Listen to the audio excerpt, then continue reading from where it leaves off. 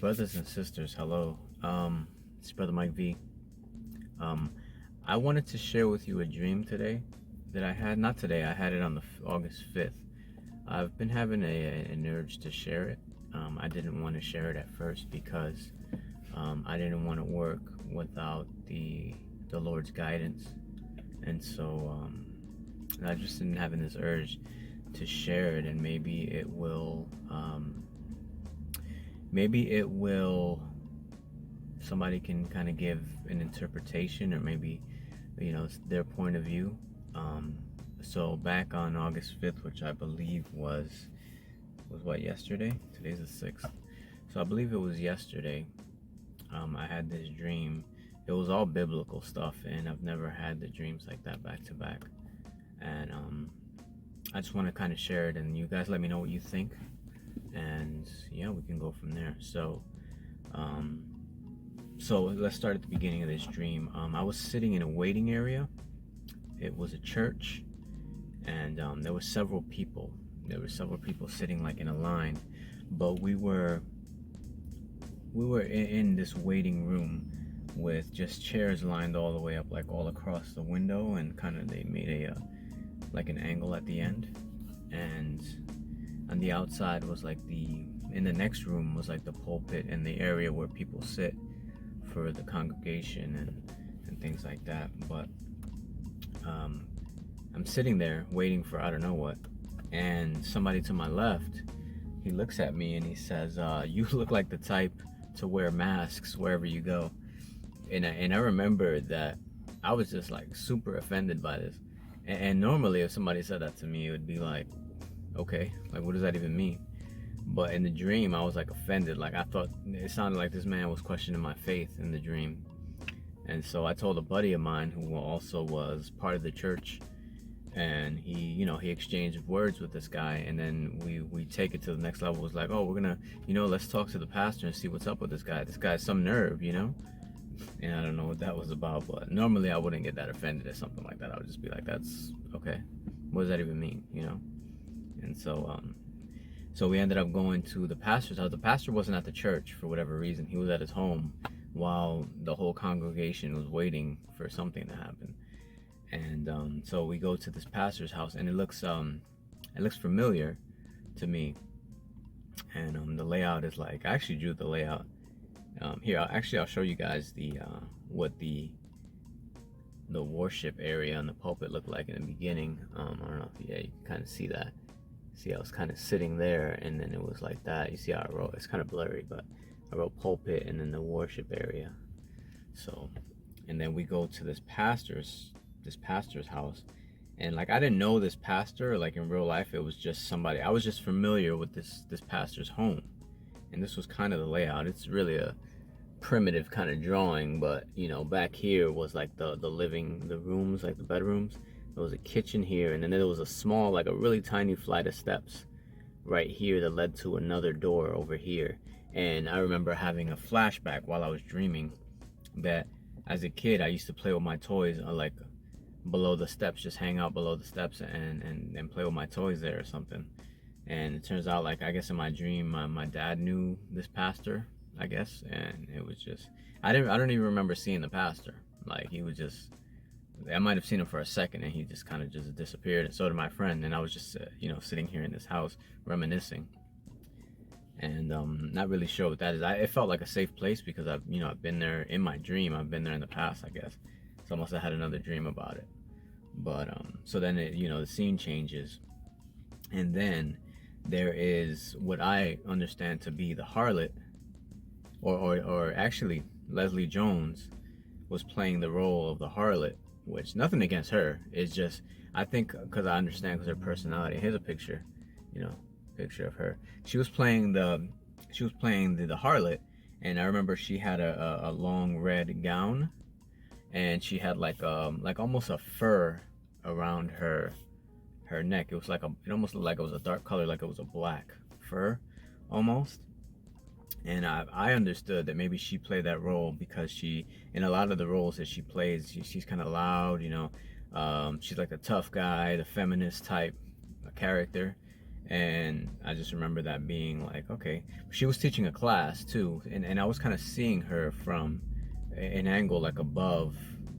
I was like on the ceiling almost, looking down and seeing her teaching a class. I didn't really see anybody in the class. I just noticed it was a classroom setting. And I remember her saying, and I actually wrote it down here. She was teaching a class, and she said something about tomorrow she's gonna get her or wear something white, which in my dream I understood as like kind of a veil, like, or something on her head. Like it was supposed to be like the colors were gonna be like a red and then black or whatever, and then white. So it was like a veil to my understanding. That's what I understood. And then right after that, well, and to be clear, she was kind of like, oh, look at my pretty dress, and spinning around and dancing while she's teaching this class, like real I guess provocatively. And it was strange to me, but I understood that Leslie Jones was kind of the person playing the role because just of her personality and how she acts in movies. And that was kind of, I guess, the same personality I guess the harlot would have in my understanding.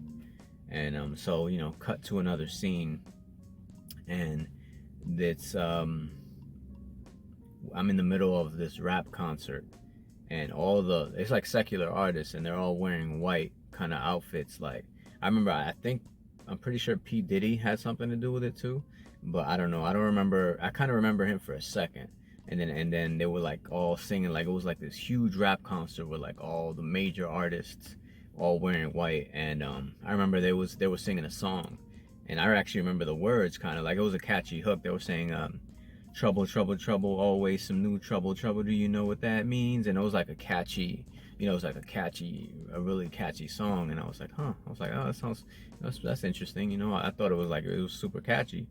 And then my vision like kind of fades, or not fades, it kind of pans over to what looked like that singer Halsey, and she's just like, she's watching everything that's happening. She's just kind of emotional, and I see her look up, and she's like, oh, like thanking God, or it seemed like what she was thanking God, or thanking somebody, I don't know.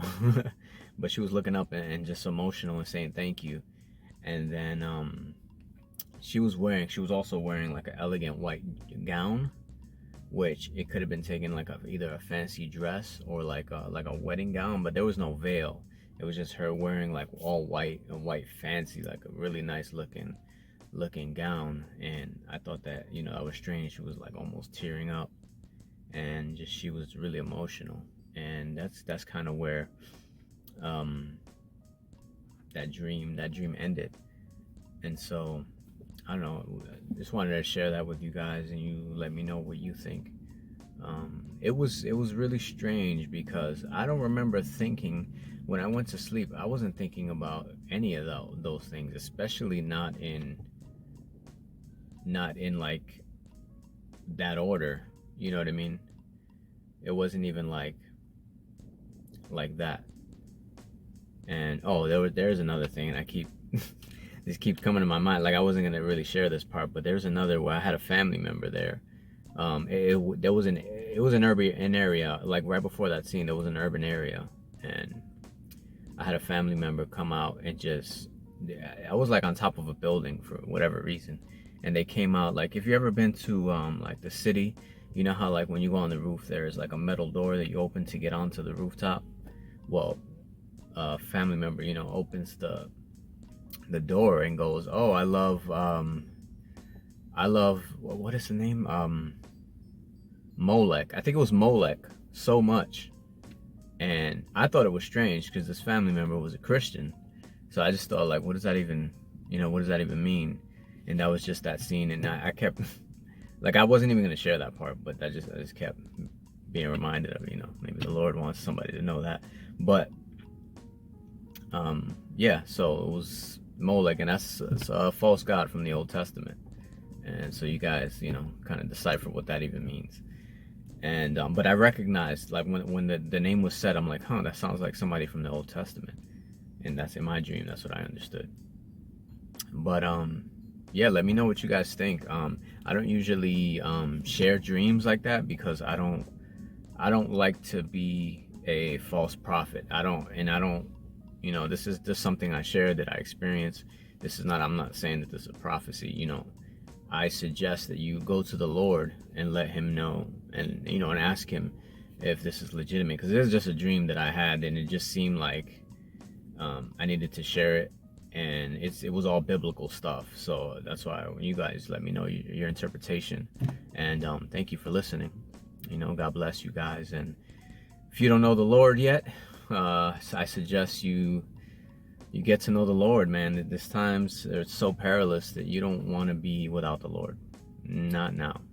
There's no other. Nothing else is safe. You know what I mean? Everything is just crazy. You need to get to know the Lord now, because we're not promised a long life by any means.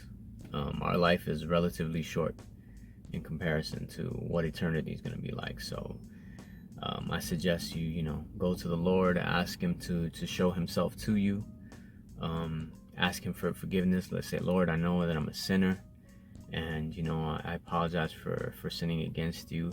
I ask that you come into my life. Let me know that you love me, and show me where to go from here, and I want to follow you, and I love you.